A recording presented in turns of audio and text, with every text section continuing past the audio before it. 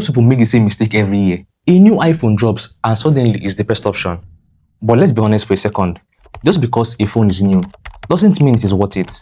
Sometimes you are paying more for features you will never use, while slightly older iPhones deliver almost the exact same experience for way less money. In this video, I'll be telling you the best iPhones you can go for. Now, this is not me ranking from the best to the worst.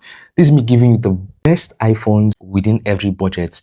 So even if you have money to go for the latest iPhone, or probably just want, something minimal, you want to start using iPhone for the first time, I've got something for everybody. So make sure you stay to the very end so you can get the full information. And if you love what you're about to hear on this video, kindly give me the thumbs up. And if you're new to my channel, you're welcome right here. And give me tech and guided tips, which is very, very important to you. If you love videos like that, make sure you click on the comment button below and turn on the bell notification icon. So when I create multiple videos like this, you guys will be the first to be notified. Now, I don't usually say this about the base model iPhones, but the iPhone 17 might be the most complete non-pro iPhone Apple has ever made. This is the phone for people who don't care about extreme zoom or professional camera setups, but still want something that feels premium in every way. And for the first time, Apple stopped holding back.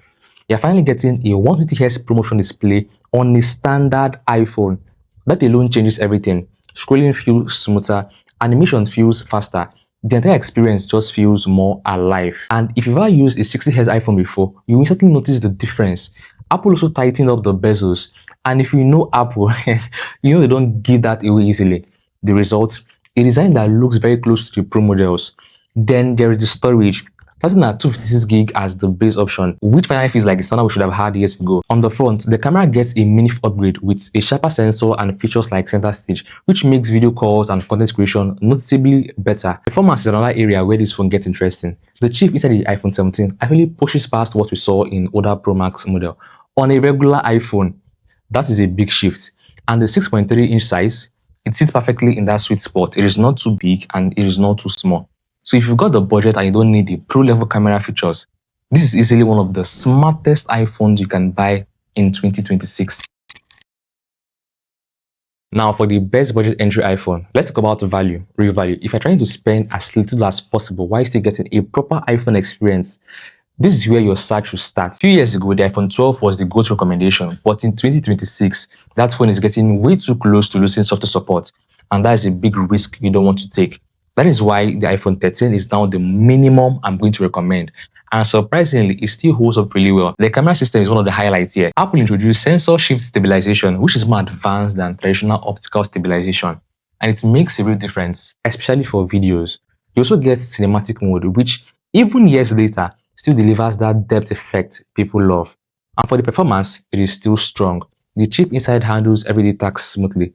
Apps still open fast, animations are clean, and overall it is still very responsive. And importantly, it still runs the latest version of iOS with more update expected. But let us be real, there are compromises. It still uses the Lightning port, while the rest of the industry has moved to USB-C cable. The display is locked at 60Hz, which feels outdated if you use smoother screen.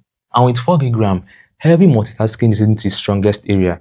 If you play heavy games, Call of Duty, PUBG, and the rest of them, I don't know, this phone may not really give you what you're looking for. Also, this is very important, the battery health. Since these phones are older, you must check the battery condition before buying. If you can find one around, let's say, 85 to 95% battery capacity, you're in a good spot. At the right price, the iPhone 13 is still one of the best budget iPhones you can buy today. If you want to get this phone today, I've uploaded my full review on the iPhone 13, so you know more about it. Go and check it out after watching this video. I'm working on a video where I tell you the iPhone, Samsung, and Google Pixel you can see original brand new today. I'll explain it to you, so make sure you're subscribed and turn on the bell notification icon so you can get it once it's uploaded. I'm also working on a video for things you should check out before buying a used iPhone, and even how to know an original versus a fake one. I was almost giving the fake Essence 5, or should I already say it over here? Yes, I wasn't giving the fake one. I didn't say all refurbished, I didn't say repackaged, 100% fake. I'll talk about that in my next video. Okay, so make sure you are alert. Now, let's step into the Pro territory. If you want that Pro iPhone experience without paying modern flagship prices, this is where things get interesting. The iPhone 13 Pro lineup was a turning point because this is where Apple introduced 150Hz promotion for the first time. Once you use it, it is very hard to go back. Everything feels smoother, from scrolling to switching apps. Apps stay open longer, multitasking feels faster, the phone just feels more capable overall.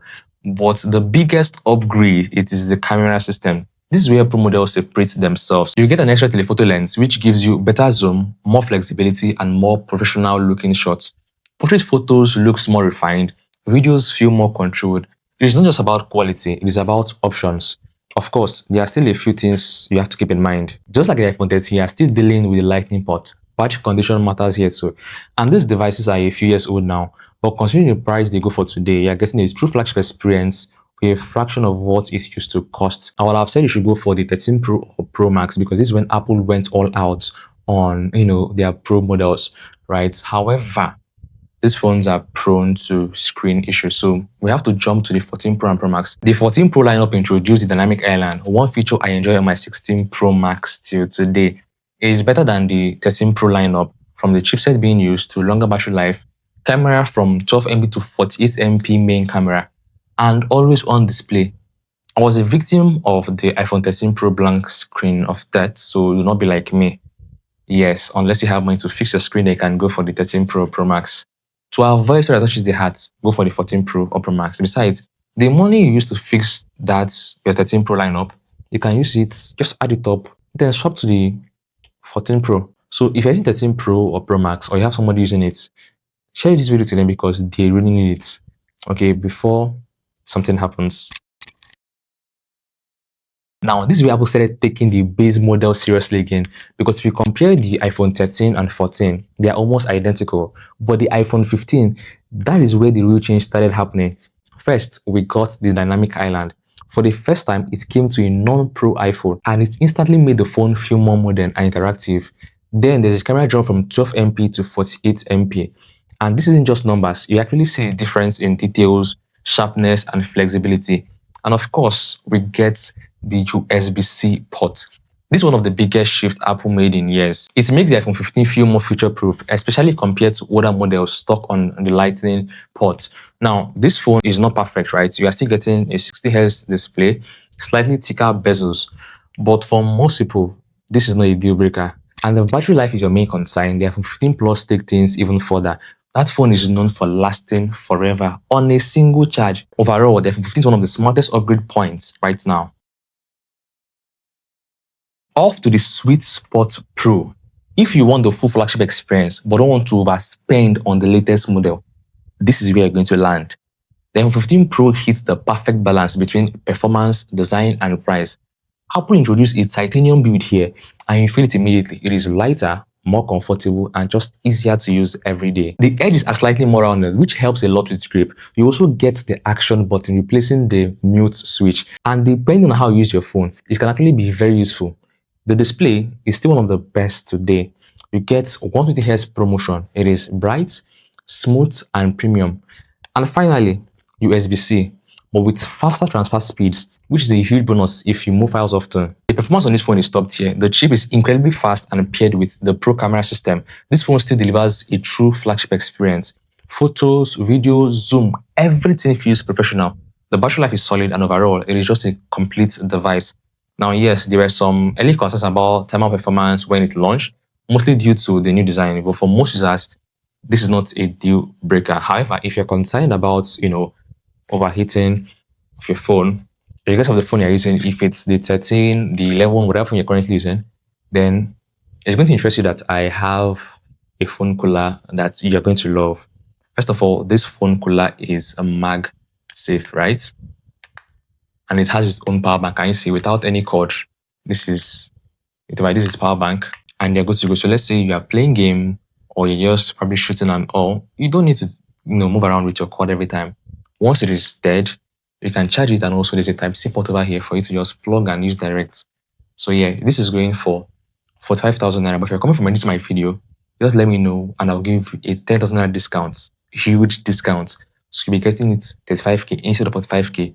This is only for, limited users, okay? With the iPhone 15 Pro, you're getting a lighter design, powerful performance, pro-level cameras, modern features, all at a price that makes so much sense in 2026. Now, before I forget, I created a Facebook and Telegram group for Android users where you can ask questions based on the phone you want to go for, or any question surrounding your Android. You get latest Android updates, you banter iPhone and iPhone users. It is more like an Android community, a solid one. Go check it out. It's funny I'm talking about this in an iPhone video. iPhone users, Let me know if you want something like this, like an iPhone community, and I'll think about it well. You are my people regardless, so I'm going to do that for you. So guys, which iPhone should you actually buy today? Now here's reality. Not every iPhone needs to be the latest one. Sometimes the smartest choice is the one that gives you the most value for your money. Do you want the best balanced iPhone? Go for the iPhone 17. Are you on a budget? Go for the iPhone 13. Do you want pro features for less? Go for the iPhone 14 Pro. Do you need modern upgrades? Go for the iPhone 15. You want the full flagship experience? Then go for the iPhone 15 Pro. And remember, just because a phone isn't on this list, it doesn't mean it's a bad deal. If you're getting a good price for what you need, that's what matters most. So guys, I'm now curious, which iPhone are you using right now? And are you planning to upgrade this year?